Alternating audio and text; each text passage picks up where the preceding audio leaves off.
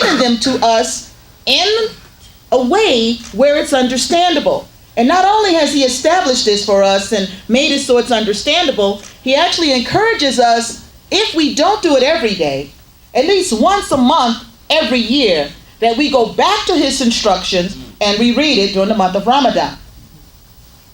So he's trying to instill in us, I believe, an understanding of those patterns, of those instructions, of those laws, of those examples that he's put in place for us in his scripture.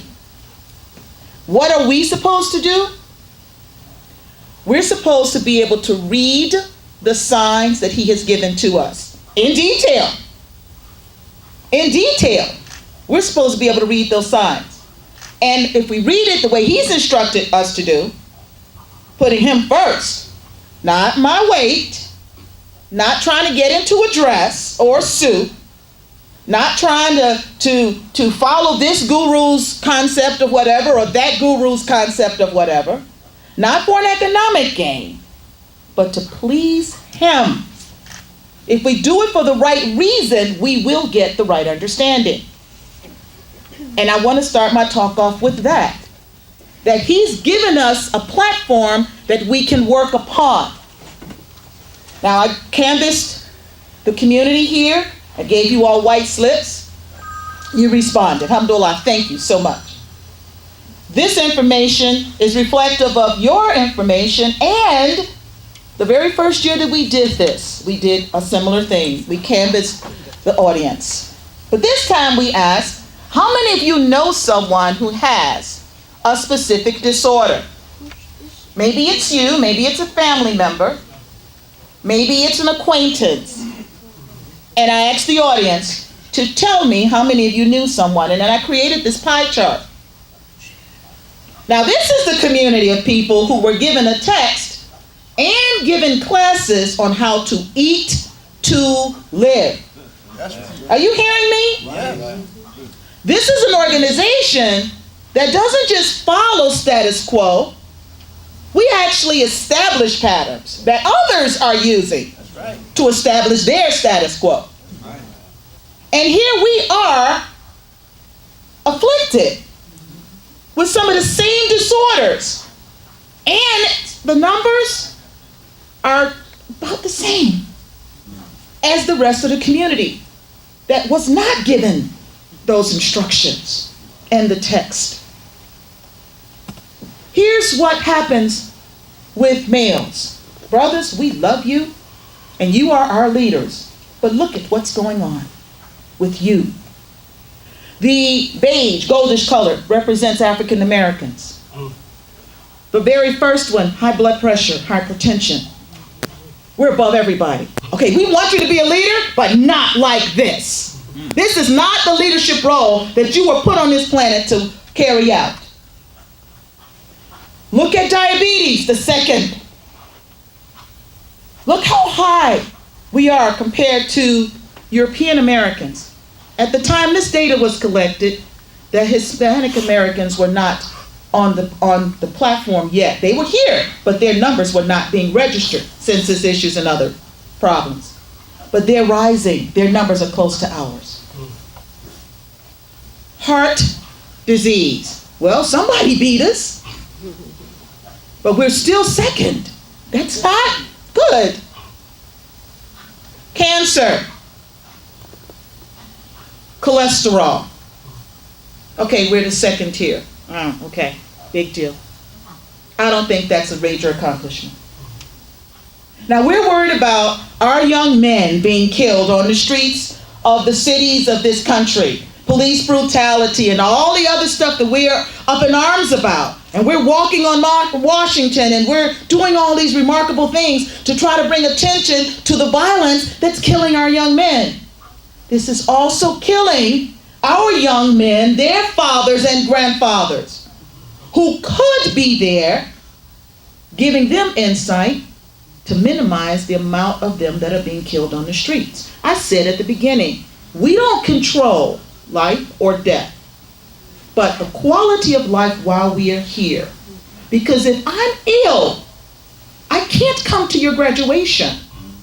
If I'm ill, I can't take you by my side and show you, model for you how to be a young man, a leader.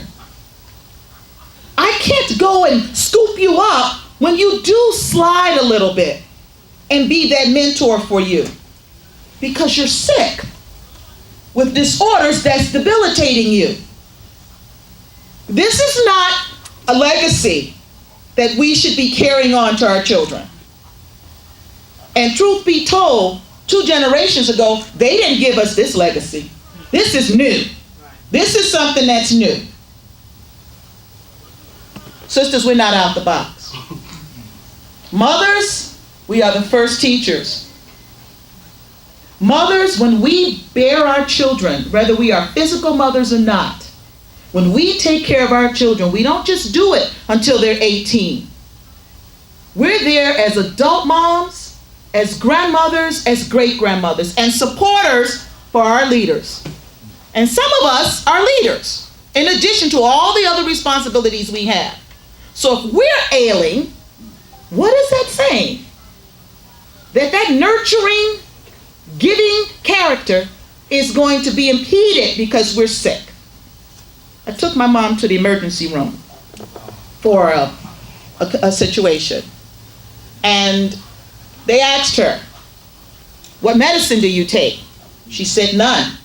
They were, oh, no. Do you take this? No, she didn't believe her when she said none. They didn't believe her when she said none. Well, diabetes, hypertension, blah, blah, blah. They just went down the list. No. Alhamdulillah. Now, my grandmother passed of a diabetic coma. My aunts and uncles, diabetes. It's in my mother's blood. It's in her genes. What did my mother do? What has she been doing that has allowed her to outlive every single relative of her family? To this point, we just celebrate her 75th birth anniversary. Alhamdulillah. 75. Others are like, that's no big deal. For my family, it's a big deal. Because people don't live that long in my family, on my mother's side. So for us, it was a major accomplishment. Alhamdulillah, some of you shared it with us. So what did she do? She took her eating habits seriously. She took her health seriously. And she went to the doctor. And she went to the doctor. And she still goes. And she's still okay, alhamdulillah. Aging, which is good. But she's still okay.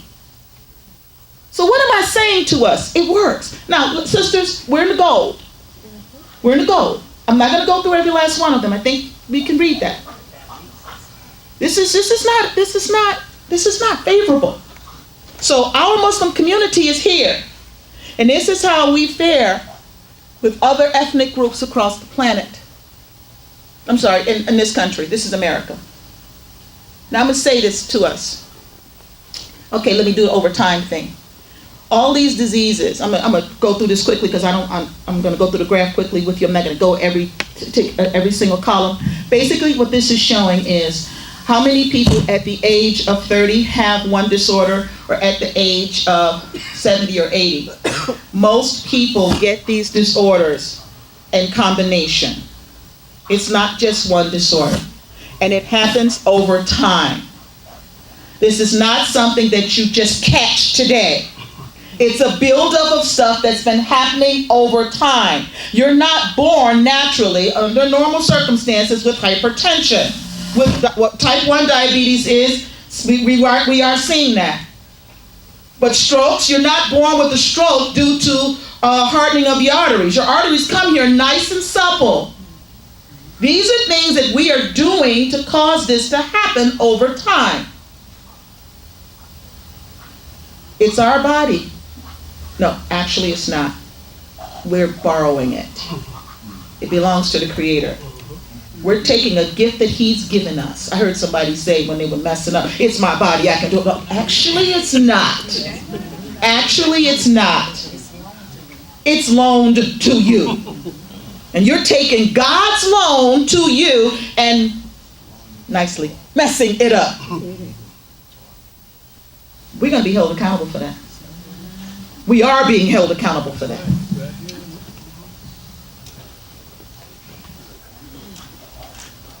It is Allah who has sent down the book in truth. And the balance and what will make thee realize that perhaps the hour is close at hand. When we see his signs that we're messing up, that's one of the things that lets us know that the hour is close at hand. He doesn't just take a culture and destroy it. He gives them warnings. He gives them warnings. I've heard physicians say, we think that cancer is a curse. Really? Really? Have we done something to warrant a curse be placed upon us? Not the individual, I mean our culture. Let's look at this a little further. Before I go into the next slide, I want to talk about one of my parents. She came to career day and she told us what her profession was and what she does, and she was kind of trying to drum up support for people to consider going into this particular profession. So she's a researcher. So she happens to work for pharmaceutical companies. And her job is to go and collect data and bring it back to the pharmaceutical company so that they can use to design whatever they want to do. So this particular project she described to us was the pharmaceutical company sent her out to see what people were doing with prescription medicine and over-the-counter medicine. They wanted to know how many people are purchasing these chemicals, and like, is there a difference between ages or genders or whatever. So she collected this data. And they didn't just want her to do it in America. That's the home base of the company she's working for, she's freelancing for. They wanted her to do it with all of the industrialized nations that have demographics or characteristics similar to Americans. So she goes to Italy, to France, to England, Great Britain. She goes to America. She collects all this data. She puts it together. And you know what she said to my students? By far, Americans pop more pills than any other industrialized country. We pop more pills than any other industrialized country. And guess what? Most of the pills that we're popping are non-prescription pills. And I'm not talking about the ones we get from the street pharmacists. Okay, these are the ones we get from the actually legit pharmacists. Okay? Or we go and we buy them from people who sell them as independent vendors, but they could be sold at the large companies. So she asked my students the same question I'm about to ask you. What do you think we pop the most? Anybody want to guess? You would think it's a painkiller. That was like second or third. So ibuprofen, aspirin, that's like second or third. There's one that's on the top of the list. And we vitamins. Yeah. And we beat all the other nations. So she's saying this, and my students are like, oh wait, that's a good thing, right? We eat a lot of vitamins. But wait, you said we do more than other countries. So what do they do for their vitamins? What do you all think? They eat food. Who would think? Food for vitamins? Who would think? So they eat their foods to get their nutrients.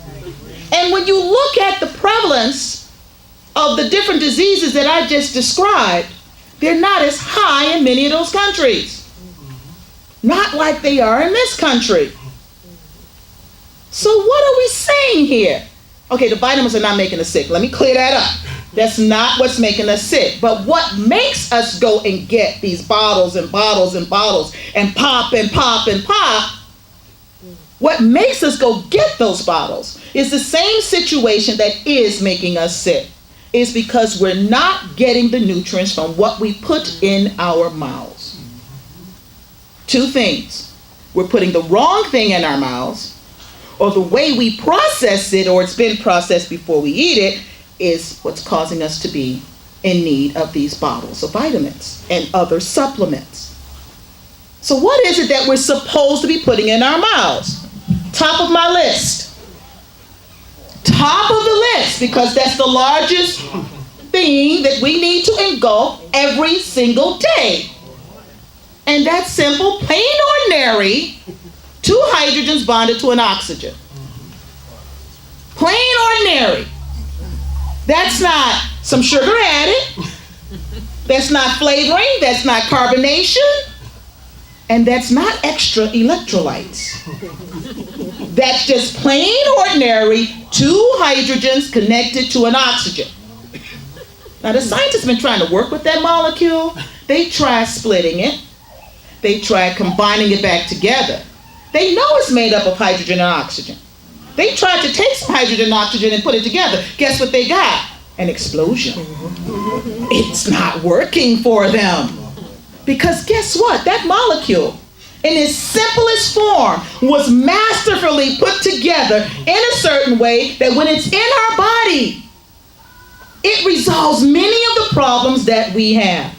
Now, when you start tweaking it a little bit, let's give it a negative charge. Let's put some acid in there and give it a positive charge. Let's add a little bit of this and we'll make people drink it more if we flavor it. No. Because now everything you're doing is affecting how it's going to behave in your body. And if it doesn't behave correctly, it's not going to be as effective. Second item, vitamins. But you just said we shouldn't be popping vitamins. They come in our foods. Minerals. Now don't go out there and be like a bovine, a cow. Bend over and start munching.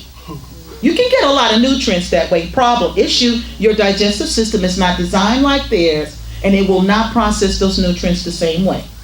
So Allah has given us avenues, instructions on avenues to be able to get the minerals, the vitamins the way we need. Sister Natalie talked about this whole issue with gaining, losing weight, and she mentioned our calories, where there are 2 major nutrients that we need every day: carbohydrates and lipids, fats for the layperson, that we need every day that affects our calories. And if we take an abundance of them, we've got an issue. We go over whatever our normal intake should be based off of our physical activities, we're going to gain weight. We take in less, we're going to lose. Now, to get the carbohydrates and the lipids, we know we eat food. Well, those same foods, if we're smart, will also contain the vitamins and the minerals, if we're smart. Now, there's a structure called a protein. That thing we need every day. And I would say if any of us is messing up on what we take into our bodies on a daily basis, it's going to be the protein. Because the proteins, being as powerful as they are in our bodies, in my opinion, are the most susceptible to us messing up. You might have heard the concept denaturing. You might have heard somebody say, well, if you cook it too long, you're cooking out all the nutrients. What you're actually doing is messing up the proteins. Because proteins shouldn't be heated that hot. We have this wonderful invention in our country called frying foods. It's really good. You know, the French have been accused of having this thing called French fries. They look at us like, are you crazy? Because that's not their food. It actually came from the Belgians or somebody else. But they don't eat it regularly. My daughter's been to France on a foreign exchange program. They don't eat French fries regularly. I was in Saudi Arabia, in Mecca. Came out of Masjid Haram. Sister Nazelle was there with me. I got sick. Got separated from the group. And I'm coming out of the masjid looking for, part of what happened to me, I needed to eat. And I'm looking for a food establishment, trying to find a place to eat. So I step out of Masjid Haram, and there, outside of Masjid Haram, no, not them. They're there too. But the colonel was there. And I'm like, okay, I know I don't need to be eating this stuff. I didn't come all the way here to Mecca to eat some stuff like this. But I needed to eat. And I knew every step that I took, being in the condition I was dangerous. So I walked up those stairs and went into that establishment, and I'm praying real hard that Allah blesses me to see something that's not going to kill some cells while I'm trying to provide my cells with nutrients. So I look at the menu bar, chicken, the same way it's cooked here, all the options.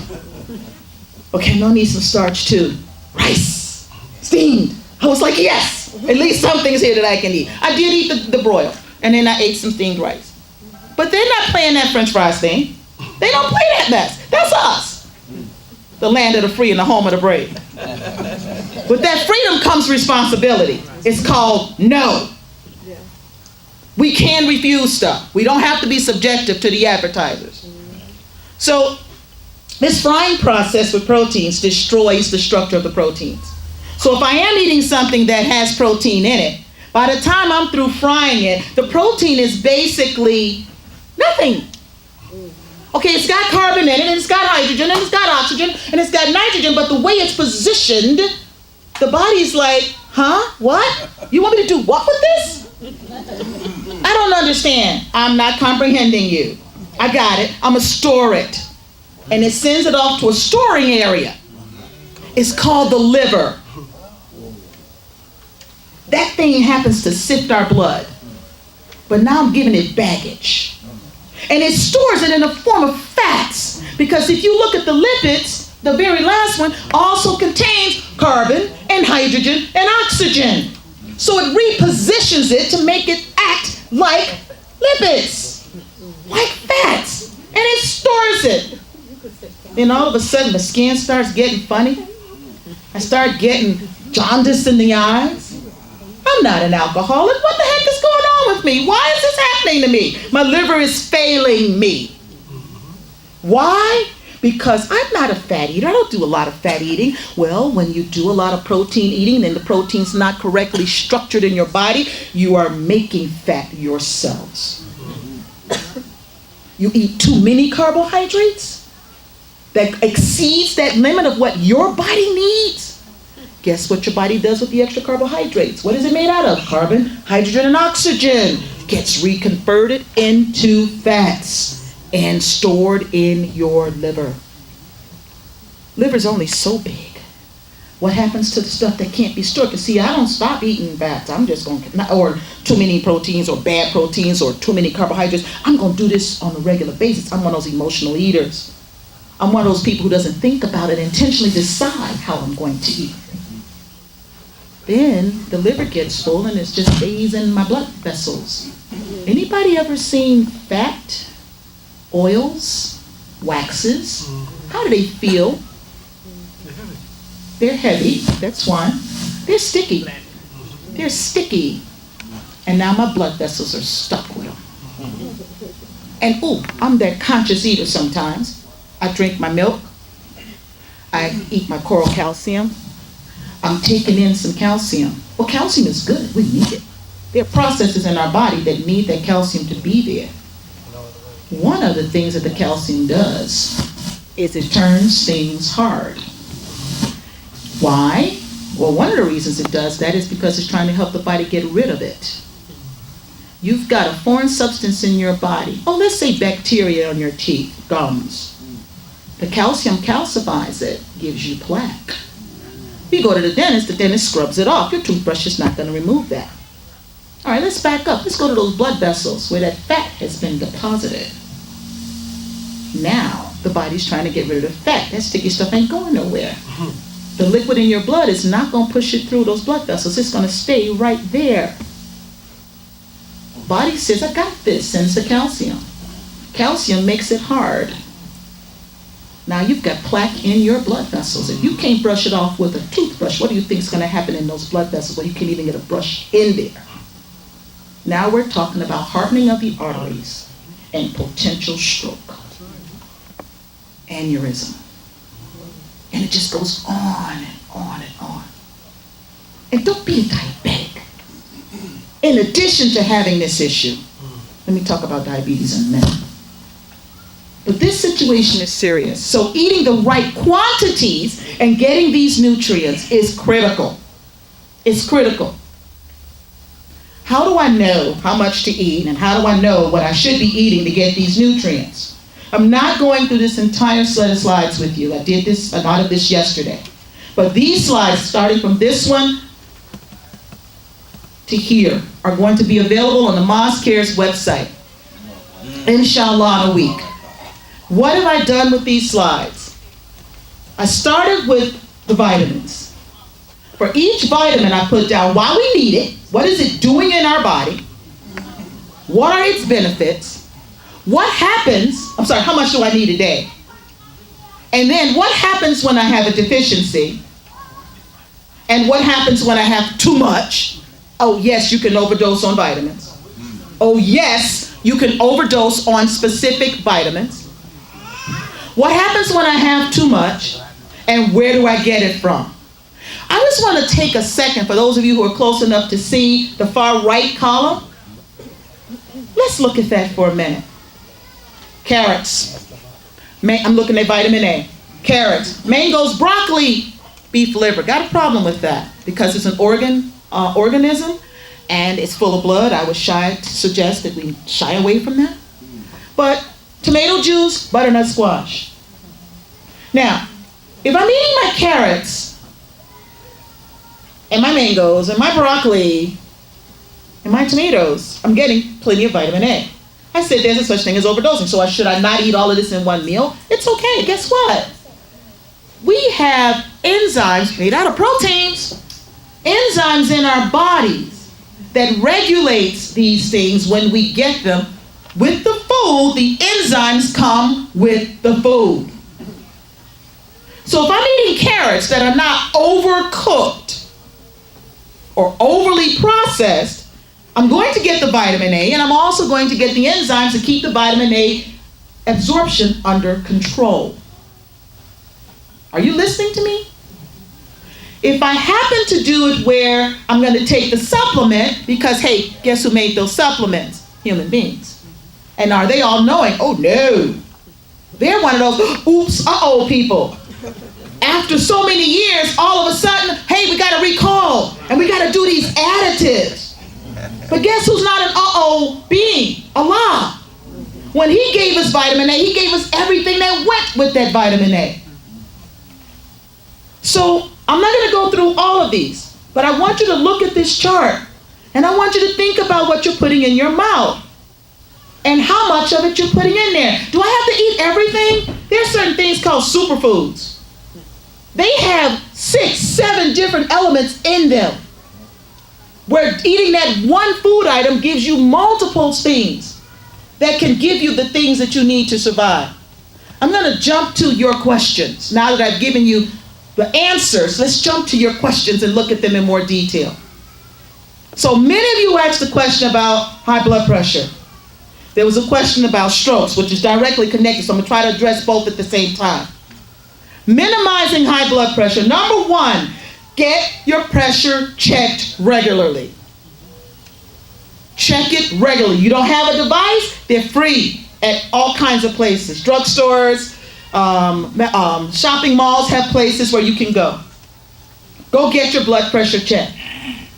There's a standard number for your gender, for your age group. There's this thing called the internet. I hope you were paying attention to Brother Akbar. It's good for Pinterest. It's good for a lot of stuff. So find out what your blood pressure should hover around and see if it's there. Now, if it's high one time, don't panic. The stress of sitting there, taking your blood pressure, can shoot it up. I'm scared. Because what makes your blood pressure go up? Stress. Is that just mental stress? No. It could also be physical stress. Something's wrong in your body. You have a tooth infection. You have a disorder that hasn't been diagnosed yet. So if your pressure's riding high, over a couple of times you take it, go tell your doctor, because they are the only ones who can diagnose why it's high. Now, why does my pressure go up? Blood vessels, elastic. They are made out of muscle tissue that slides back and forth to contract and relax. Inside of this blood vessel, there's fluid, and then there are some solids. The blood in the blood vessel travels through at a pressure that allows it to continuously move and carry everything it needs to carry. In this fluid, there's what we call platelets. That's the blood, the red blood cells. And we have platelets, and then we have water. The water that we're drinking helps to keep this flow at the level it needs to be.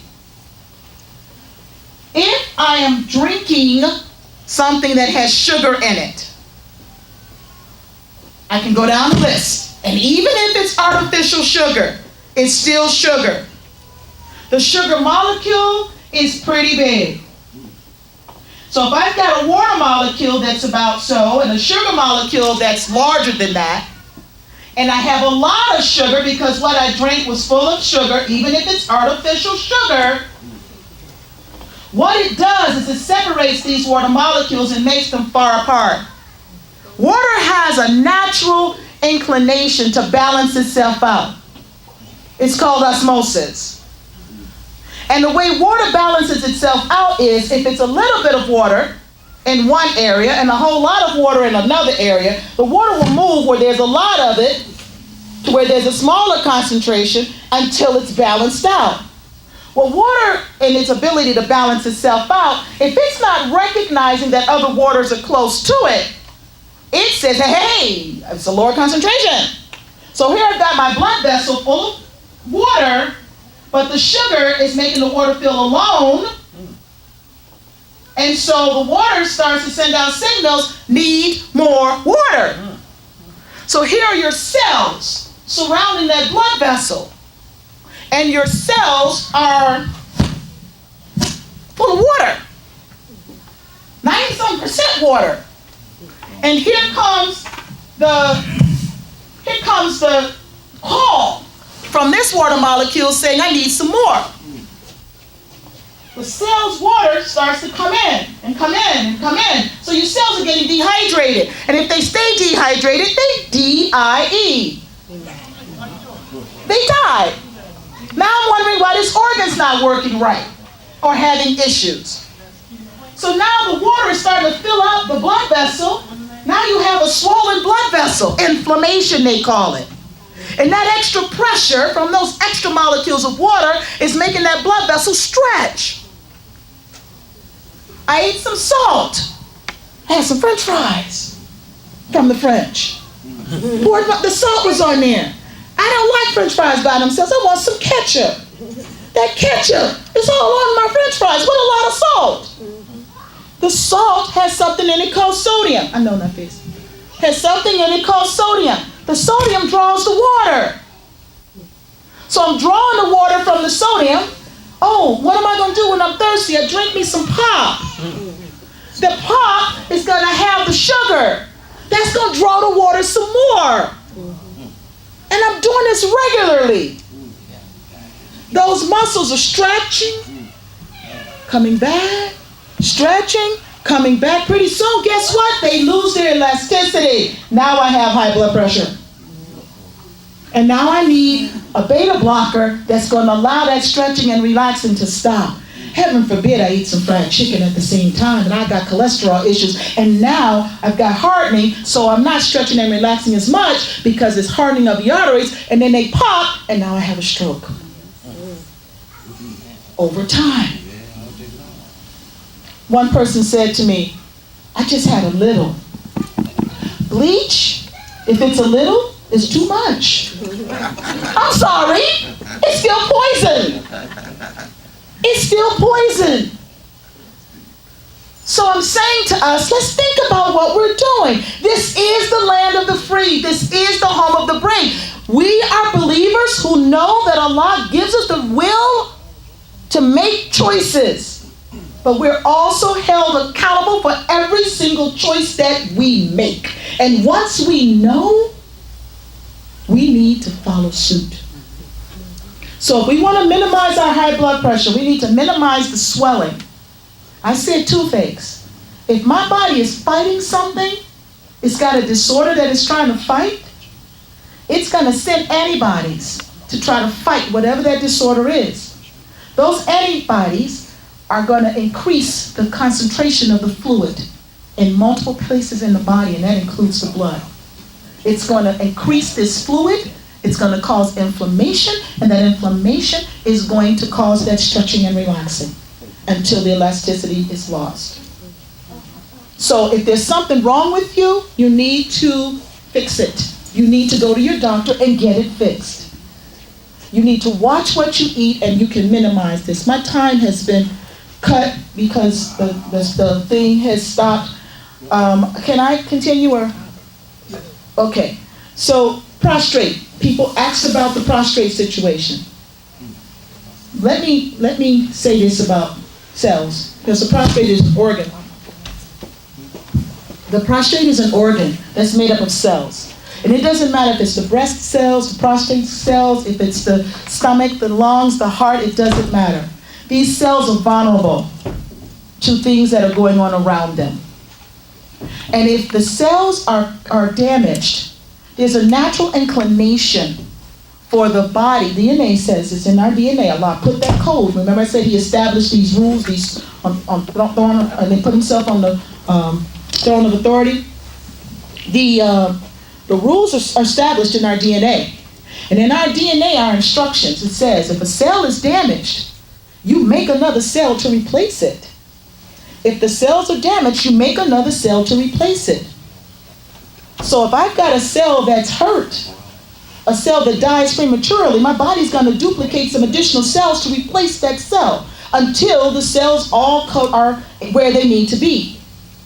There's a regulator that says, in my DNA, that says, make more cells. Stop making cells. There's too many. Sometimes those regulators can be thrown off. Stress, extra work will cause those regulators to be thrown off because something's happening in the body that the body's not accustomed to. So if my health is not that great, I've got a disorder, I'm not putting the right stuff in my body, so the parts of my body that are trying to work are overworked, then those regulators get affected. And now, instead of the body stopping the production of new cells, it allows those new cells to continue to come. Enlarged prostate is a result of that. Benign tumors is a result of that. Malignant tumors is a result of that. So when our cells start to divide too fast, because the body is struggling, that's an indication that something needs to be checked. It's a warning sign. Now, does Allah leave us helpless? Oh no. Because as the body regulates itself, if it has the right stuff to regulate itself with, it can repair itself. Selenium, and I said vitamin D, I should say E. Selenium, which is a mineral, and vitamin E, if our body is healthy and we're doing as much as we can to keep it healthy on a daily basis, and we're taking foods, eating foods with selenium and vitamin E, we can actually repair cell damage. Get those regulators to work right. Selenium has been found to minimize the growth of the prostate in people who have benign prostate growth, not malignant. Soy has enzymes in it that have been found to minimize the chances of a prostate getting enlarged. Don't everybody run out there and go buy some soy. There are certain people, if they eat soy, they can actually exacerbate other problems that they already have. Talk to your physician.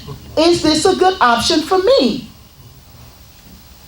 So there are things that we can do to minimize that. But what was the first thing I said? If our bodies are not battling with other issues, again, talk to your physician. Get your other issues in check. Because if you don't, down the line, malignancy is a great potential thing that could happen to us, unfortunately. Inflammation. Some of the people were like, well, how do we get rid of inflammation? Well, one of the negative side effects of inflammation is this whole issue with hypertension. That's one of the things that happens when we have inflamed blood vessels. I'm not going to go through this. I'm speeding through because I know my time is short. But this is an area where it actually tells you what to do to minimize your inflammation. It has foods such as ginger, curry, and other anti-inflammatory spices instead of the salt. It has on here that you should eat fruits, and vegetables. Not every single fruit and vegetable is going to be anti-inflammatory. If you're allergic to something, don't eat that. Because if it's in your body and you're allergic to it, your body's going to try to fight it, and that's going to increase the inflammation. So you don't want to eat that. We as a people struggle with milk and dairy products. We might not be allergic to it, but we don't tolerate it well. If you're blowing up from gas after drinking some milk, hello! Don't go get that gas stuff. Just be careful with the milk. You do this, you get a side effect from it, and you take some more stuff. Oh, that was a warning when you blew up the first time. So stop. So these are the, but do I get rid of my calcium? No, remember I said calcium can come from multiple sources. That table that's going to be on the Mosque website will show you some of that. We'll show you the sources where you can find many of these foods. So be careful with, if you stop one thing, make sure that balance is there to get you the rest. I guess that's my cue. I need to stop with the projector. Stop. So I'm saying, I know, but I'm going to shift gears. So believers, please take this seriously. I'm going to end with one more point, then I'm going to open up the floor for questions. It's not just enough to put food in my mouth that's good. I've got to exercise. I've got to exercise. Maybe I said it one more time. I've got to exercise. If we're not exercising, then we're going to increase the chances of sedimentary stuff happening mentally and physically. My brain's not going to be able to do what it's got to do. Thinking and reasoning's not happening because I'm so tired all the time. I'm so lethargic all the time. And this is not about age. There's a brother sitting in this room right now, and I'm not going to embarrass him. People are looking at him right now. They know who I'm talking about. He was on a ladder in my house. And I'm looking like, okay, Nafis, I don't want him to get hurt. His brother's in his 80s. He put the two of us to shame. Okay, for a minute, because then I saw the signs. Okay, I need to be more active. He's not allowing his age to be an excuse for him to slow down. And his mind is sharp. And his body is active. Because he's active with his Deen and with the rest of his life. And remember, Deen means way of life. It means way of life, not religion. So I'm saying to us, exercise is critical.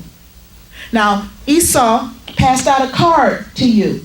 This sister is one of the advisories of the Mosque Cares. Sister Hanifa has an exercise program that's online. And she has a DVD that's available for purchase. The Mosque Cares has her information on the website. You now have her business card.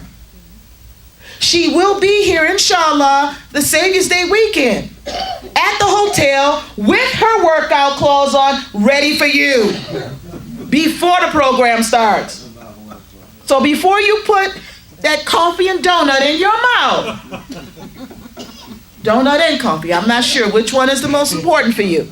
But before you put that stuff in your mouth, come downstairs. I'm not exactly sure what room she's going to be in, but she will be available a.m. early for us to go and do some workout. We have a brother that's a product of the Chicago Muslim community. He has a program called Fit for Life. Sadiq Mohammed. He has a boot camp.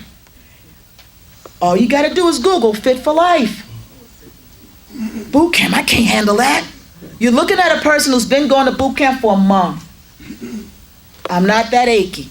Okay, you don't see me when I come home, but I'm okay right now. And I'm serious about this. I had a medical issue.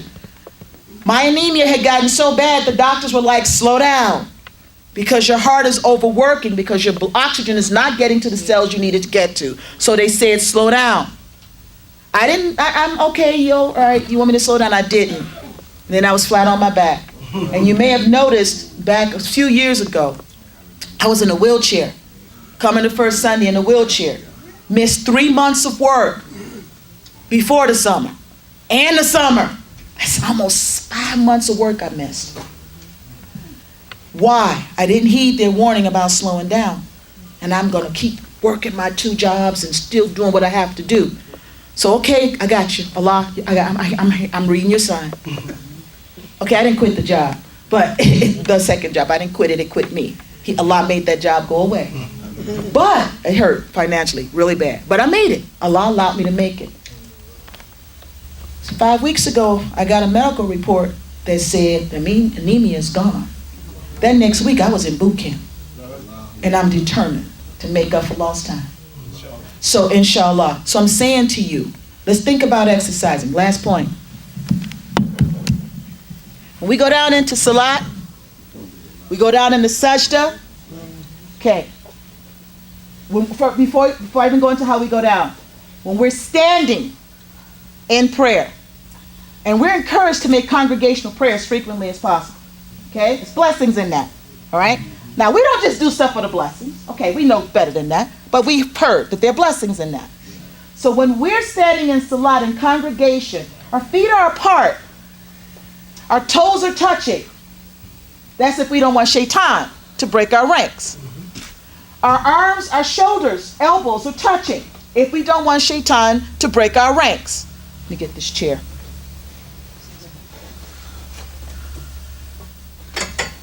Fail to have a knee injury, that doesn't stop me from going to boot camp. They're working with me. But I'm not going to be able to do exactly what I'm about to tell you. I'm not going to be able to do it completely. But just listen to my words. So when we go down into position for sajda, we've done ruku, we stand. We're going down into sajda. Most of us, what hits the floor first? Knees. The Hands. It should be our knees. It should be our knees. But most of us go down with our hands. And some of us, we don't go down. And only Allah knows why we do what we do. And I'm not judging anybody right now. I need to make that really, really clear. You know, you answer to your God. This is not a priesthood. It's not a priesthood. But when we go down, as we're going down into sajda, and we're bending our knees, and we're supposed to keep our toes planted. We're not supposed to move our toes when we go down. So if my feet are apart, they're still apart when I go down. So if I'm going down into sajda with my toes planted, I am using these muscles, abdominal muscles, upper torso muscles, before I hit that floor. These muscles are called the core muscles. These core muscles protect this part of our body. That's where the one organ's not in there. But the other vital organs of our body are in this section. If we have loose muscles here, the chances of fat collecting here is even greater. Hypertension, blood vessels that are resulting from either our cholesterol or the swelling where the elasticity is lost. Cholesterol is a fat. Heart problems. Heart muscles in here. One of the reasons we have heart problems is because of blockage. Another is because of fat getting between the heart muscles. The heart is here. Prostate in this area, overgrowing because of stress from what's going on with the rest of the body, including loose abdominal muscles. Ovarian cancer, cervical cancer. From this area, stress and what's going on or not going on in this area. Intestinal problems that interferes with absorption. I could just go on and on and on and on about how important it is for this area to be protected. This protects it. Not just spiritually, but also physically. Now, if you can't because of whatever, then are you doing something to strengthen these muscles? The leg lifts, the exercises like this, the pulling that we do when we do sit-ups. Okay, I can't do a complete sit-up. Can you lift your legs? Even if it's an inch. I've been going to this boot camp for 4 weeks now. They call me mama. I'm the oldest one there. My daughter happens to be there too. But I'm the oldest one in there. And these people have been there for 3-4 years. And they're old enough to be my children. But I get out there with them. And the trainer is patient and works with me in my limited capacity to do what I need to do. Don't be thinking I'm too old. This aches, that aches. Don't. Exercise. Sister Hanifa will do it for you on the internet. Nobody's got to see you. Nobody's fussing because you ain't doing it at this level or that level. There are no excuses. None. As a Muslim, once we know, we're obligated. The mosque cares. That's why we put programs on like this, to help us do better for ourselves. And with that, I'm going to stop. And do I have time for a few questions? Open up. Okay. 1, 2, no. Okay, cool. That's good. No questions. We'll be doing this again, inshallah, the next January of 2000, going into 2016. Look for this weekend to have more information. We'll be bringing more people on. Sister Hannah. Yes, there's a card. Nafisa's holding it up. Sister Hannah she works as a nutritionist. She focuses in on people who have diabetes. Several of the people in the audience asked questions about diabetes. Her thing is nutrition to help minimize your diabetes. Nafisa will have the cards available for you. If you're interested, raise your hand, he'll give you the card. I also have a package that I got, not from Hannah, because I didn't ask her before. I got this before I talked to her. But this package came from a nutritionist who focuses in on diabetes. She charges $750 an hour. Hannah does not charge that much. So go talk to her. But this one charges $750 an hour. I got these papers from her in an hour. You got $750 worth of information here. So if you're interested in information on just dietary stuff in general, or specifically dietary stuff for diabetes, the package is here. Assalamu alaikum.